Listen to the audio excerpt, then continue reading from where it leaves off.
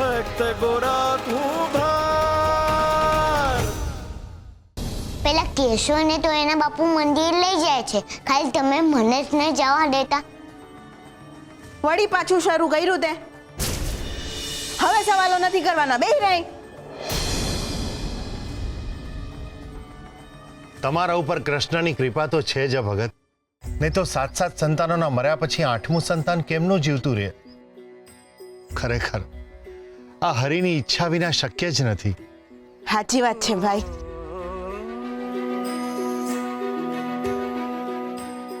આ તો હંમેશા કહેતા જ હોય છે, અમારો ગોરો મરેલો જીવતો થયો છે.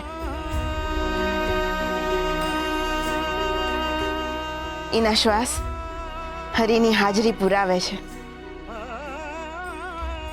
દેવી, હરી તો હંધી જગ્યાએ હાજર જ હોય છે. અને મારો ગોરો તો છે ને રૂકમણીજીના હાથનો પ્રસાદ છે. ભગતને જેટલી વાલી એમની ભક્તિ છે ને, એટલો જ વાલો મને મારો ગોરો છે. હાથ બાળકો મર્યા પછી આવ્યો છે, પણ હાથે બાળકોની ખોટ પુરાવે છે. એટલે તો 7 ખોટનો છે. પુલકેશી કાકા, જો મેં શું બનાવ્યું? અરે આ શું છે ગોરા? કાકા, આ હાથી પિનને તમે તમારી આંગળીથી હુવાડી દો. પણ કેમ? એ હું તમને પછી કહું છું, પેલા હુડાઓ તો ખરા. સારું, તું કેમ કરું બસ. 1 2 3 4 5 6 7. ના ના, એ રહેવા દ્યો. આઠમો પિન છે, એ તો હજી જીવે છે. આ 7 પિનની જેમ મારા સાથે ભાઈઓ મરી ગયા, તો પછી મારો ભાઈ સુરા કેવી રીતે જીવતો રહ્યો?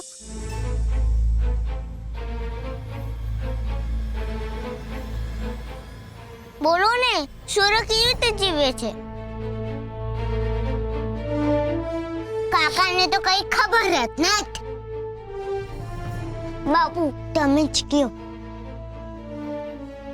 માં, તું જ કે.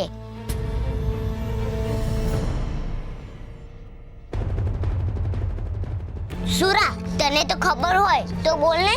લે, આ 7 પિનમાંથી તું તને ગોતી બતાવ. ક્યાં છે તું?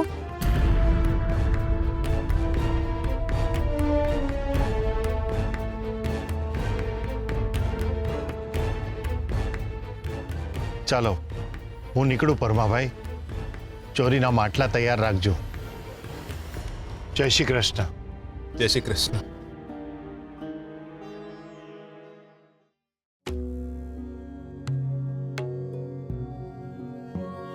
બાપુ, બોલો ને, સુરો જીવતો કેમનો છે? મરેલા માણસો હમદાય જીવતા થાય? જો બેટા, હવે છે ને બહુ સવાલો ન કર. અટાણે છે ને મારે કામ કરવાનું છે. પુલકેશી કાકાના માટલાય બનાવવાના છે ને. હવે કોઈ સવાલ ન કરતો.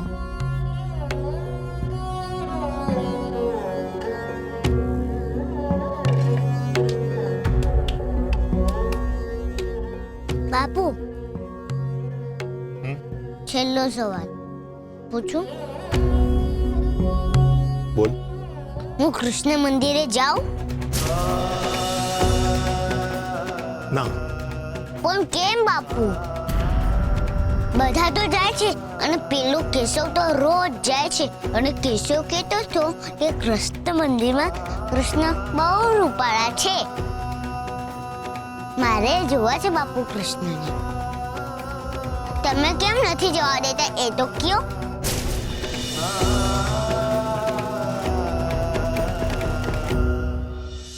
ખબરદાર જો પેલા ગોરા સાથે રમવા પણ ગયો છે તો બોલ, જઈશ?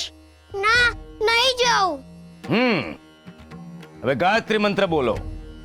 ઓમ ભૂર્ભુવઃ સ્વઃ તત્સવિતુર્વરેણ્યં ભર્ગો દેવસ્ય ધીમહિ ધિયો યો ના પ્રચોદયાત.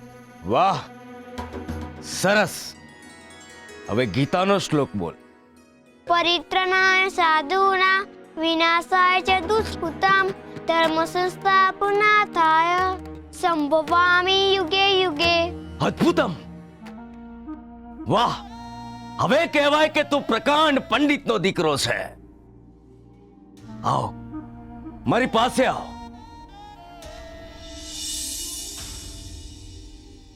જો, પેલો ગોરો અને એનો બાપ મહામૂર્ખ છે.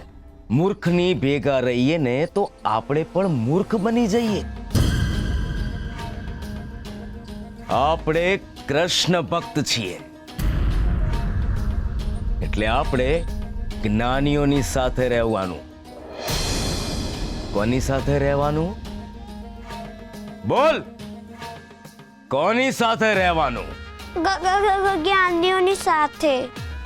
આમ કેમ બોલે છે તું? તને આનંદ નથી થતો? તું કેમ ઉદાસ છે? હસ, હસ બેટા, હસ. હા, આમ હસતા રહેવાનું. ચાલ ત્યારે હું જાઉં છું. હું પાછો ના આવું ત્યાં સુધી ઘરની બહાર પગ ના મૂકતો, સમજ્યો? અહીંયા બેસીને મંત્રો મોઢે કરજે. અને જો પેલો ગોરો આવે તો એને ડેલીએથી જ પાછો ધકેલી દેજે, હા. સમજ્યો?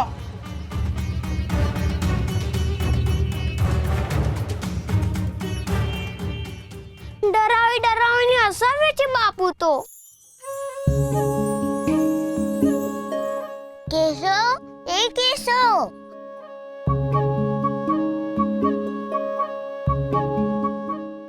એ ગોરા, તું એ કેમ આવ્યો? અહીંથી જા. હું તો તને બોલાવવા આવ્યો છું. હાલ મારી હારે રમવા. ના, મારે ન થાવ. મારા બાપુએ તારા હારે રમવાની ના પાડી છે. એટલે પૂછે કાકા ઘરમાં છે? ના, બાપુ બહાર ગયા છે. પણ મને કહી ગયા છે કે ઘરની બહાર નહીં નીકળવાનું. તો પછી ડરે છે કોણ નથી? હાલ મારી હારે, મજા આવશે. પૂછે કાકા આવે એ પેલા પાછા આવી જઈશું. કેશવ,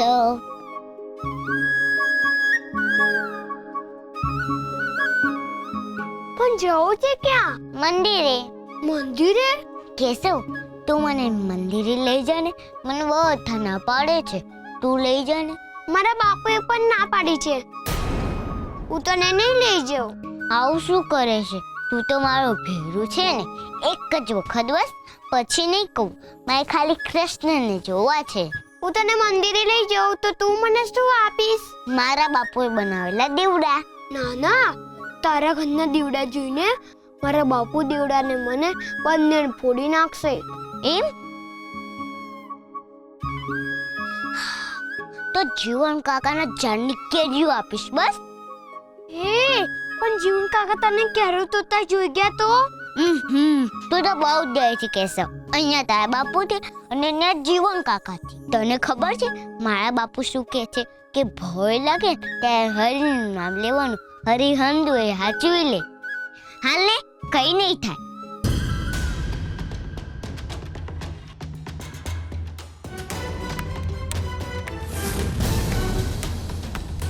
તારી અહીં આવવાની હિંમત કેવી રીતે થઈ, મૂર્ખ?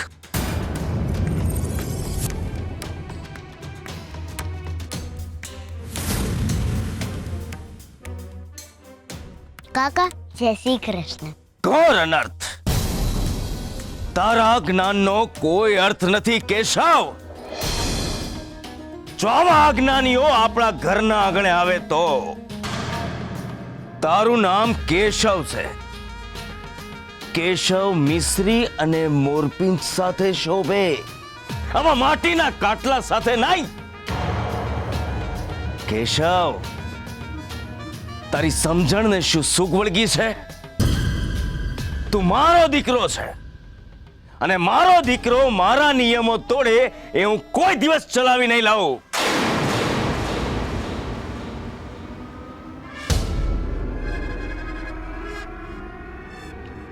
આગો ખાસ, આંખો નીચી કર અને ચલ ખાસ. ખાસી દે.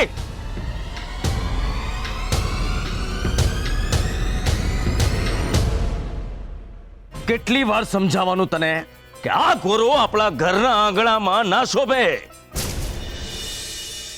જ્ઞાનીઓના આંગણામાં તુલસી શોભે, આવા ધતુરા નહીં.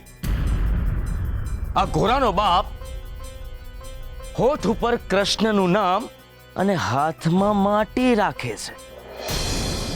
જેના હોઠ ઉપર કૃષ્ણનું નામ હોય એના હાથમાં માટી નહીં, માળા હોવી જોઈએ, માટી નહીં.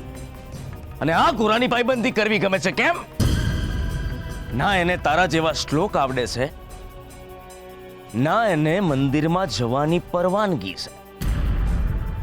આવા ગામના ઉતારને તે ભાઈબંધ કેમ બનાવ્યો છે? ભૂખ્યાની હારે રહીએ ને તો આપણે પણ ભૂખ્યા જ રહીએ.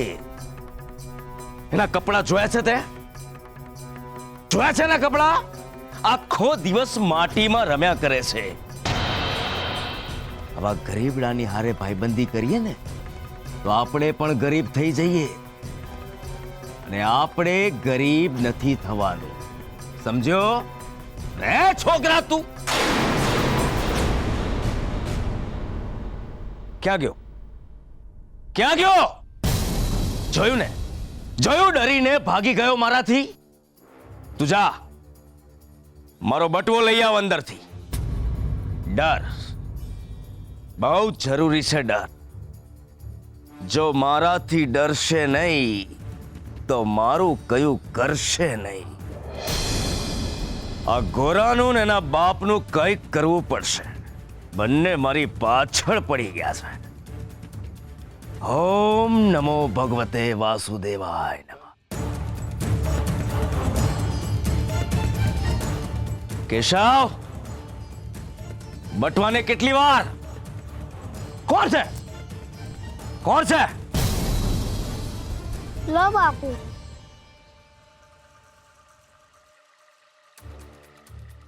મેં જે કહ્યું એ યાદ રાખજે, નહીતર તારી ખેર નથી. જો બીજી વાર ગોરાની સાથે તને જોયો ને તો ઘરમાં પૂરી દઈશ અને ખાવાનું પણ નહીં આપું, સમજ્યો?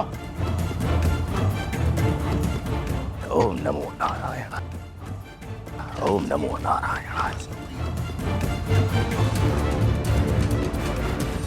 એ કેશવ,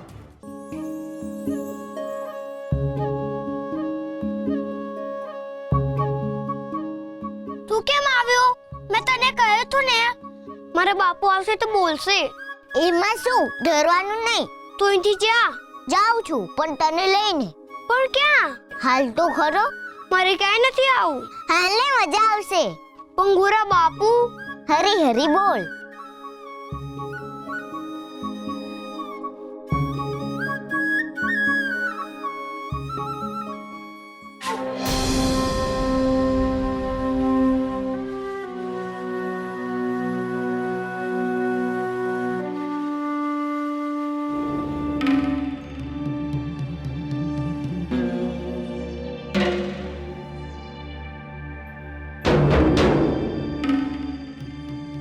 જય શ્રી કૃષ્ણ.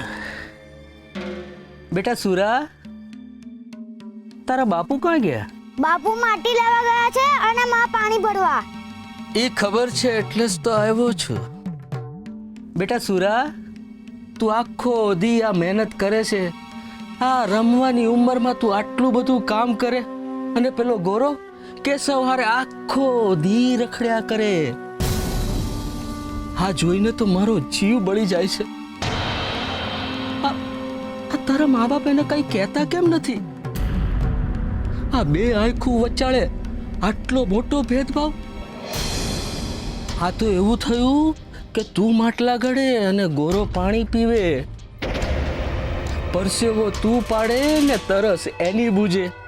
શું થાય? હવ પોતપોતાના કરમ લઈને જન્મે છે.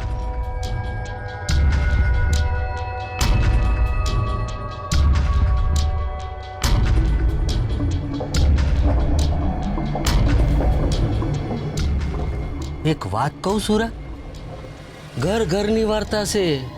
હું નાનો હતો ને ત્યારે મારી જોડે આવું જ થતું. બોલ, હે હું આખો દી કામ કરું અને નામ મારો ભાઈ કમાતો. હા હાવ સાચું. હું આખો દી ચાકડું ફેરવું અને માટલા ઘડાય એના નામના. પણ એક દાડો મેં ઉપાય હોધી જ કાઢ્યો. જે પ્રેમથી ના મળે ને એને બળથી મેળવવું. બળથી એટલે એક દી મેં મારા ભાઈને માથે ખૂણિયું મારી દીધું.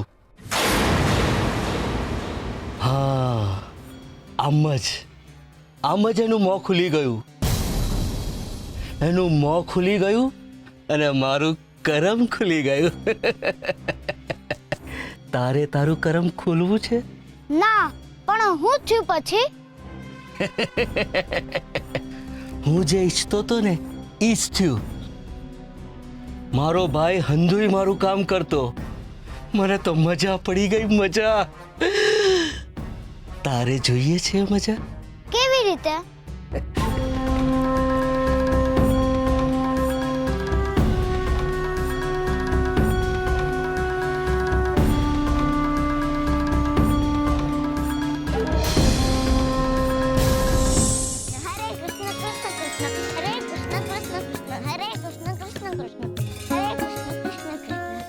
એ ગોરા, તારે એકલા જ રમવું હતું તો મને કેમ લઈ આવ્યો? તું પણ આવી જા રમવા.